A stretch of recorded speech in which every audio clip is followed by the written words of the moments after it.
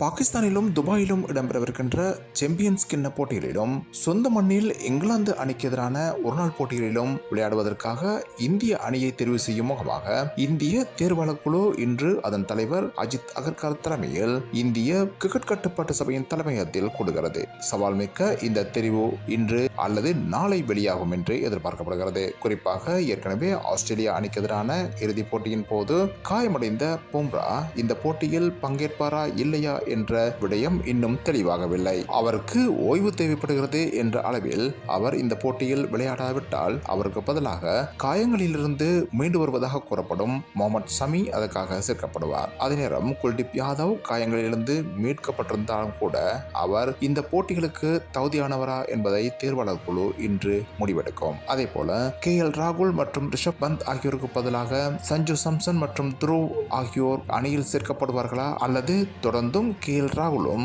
ரிஷப் பந்தும் அணியில் இடம்பெறுவார்களா என்பது தற்போது முடிவெடுக்க வேண்டியிருக்கிறது. அதே நேரம் ஜெய்ஸ்வாலுக்கு இந்த அணியில் முக்கியத்துவம் வழங்கப்படும். நிச்சயமாக அணிக்கு ரோஹித் சர்மா தலைமை தாங்குகின்ற நிலையில் துடுப்பாட்ட வீரராக விராட் கோலி செயற்படுவார் என்று தெரிவிக்கப்படுகிறது. ஏற்கனவே உள்ளூர் போட்டிகளில் விளையாடப் போவதில்லை என்ற ஒரு காரணத்தை அறிவித்திருந்த விராட் கோலி சாம்பியன்ஸ் கிண்ண போட்டிகள் மற்றும் இங்கிலாந்து அணிக்கு எதிரான போட்டிகளின் போது தேர்வாளர்களால் தவிர்க்கப்படுவார் என்ற ஒரு ஊகம் வெளியான போதும் அவர் நிச்சயமாக இந்த இரண்டு போட்டிகளிலும் பங்கேற்பார் என்று எதிர்பார்க்கப்படுகிறது. இந்த நிலையில் இன்று அல்லது நாளை இந்திய தேசிய அணியின் இறுதி அணி தெரிவு செய்யப்படும். அது அறிவிக்கப்படும் என எதிர்பார்க்கப்படுகிறது.